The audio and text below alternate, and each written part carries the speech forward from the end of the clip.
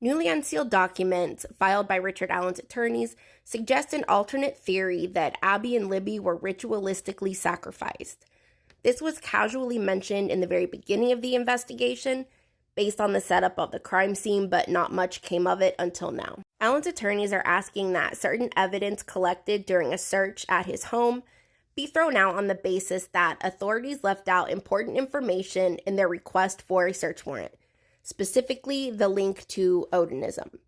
A Franks hearing is being requested, which means they have reason to believe investigators withheld information from a judge or intentionally lied to get the warrant approved.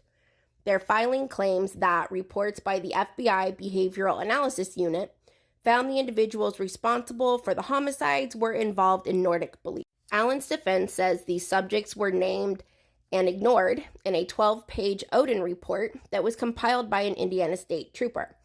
ISP is the lead agency on the case, and they say that the FBI unit never made a report suggesting Nordic involvement. The defense has also claimed that a man from Logansport, and I believe it's Brad Holder, who they're referring to, but they are claiming that he has posted social media images mimicking runes that were found at the crime scene shortly after the killing. And I'm not announcing his name like he's put himself in the middle of all of this. He actively searches out posts and comments on them and says he's that person. But anyhow, so a rune is a marker letter of mysterious significance. Small stones, pieces of bone, etc. are used as divinatory symbols. So in this case, I guess with Abby and Libby, it would be like twigs or branches. The defense claims there is an image on his social media that mimicked the crime scene.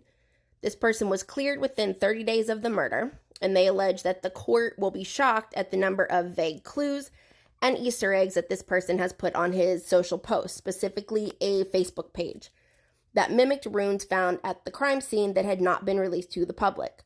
Another claim about this man refers to him directly as an Odinite whose son had dated Abby. And I use dated loosely, like as much as they can date at that age. But they say in spite of powerful evidence of Odinite involvement in the murders, law enforcement blatantly refused to investigate that angle. The filing stated that runes were left around Abby and Libby's bodies made out of sticks and tree branches, and an F symbol using the blood of Libby German was on a tree. I don't know what an F symbol is, or if it just means the letter F, or what it would symbolize in Odinism. I'm not sure. It also stated that Abby had sticks in her hair, crudely mimicking horns or antlers. And to me, this part is kind of a stretch, especially the type of environment that they were found in.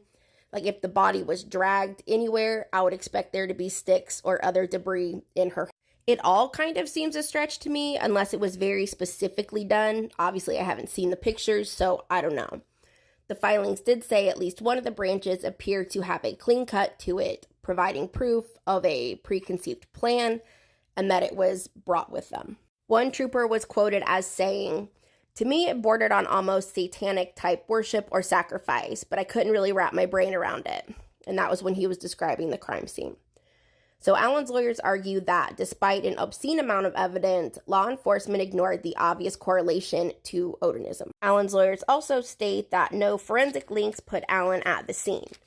The state says they consulted a professor who stated none of these runes were linked to Odinism or any type of cult worship or any type of group, but the state is now claiming that the investigators are unable to identify the professor who told them this, and that they may never be able to figure out who the professor is, which is fucking stupid. I mean, that's just ridiculous.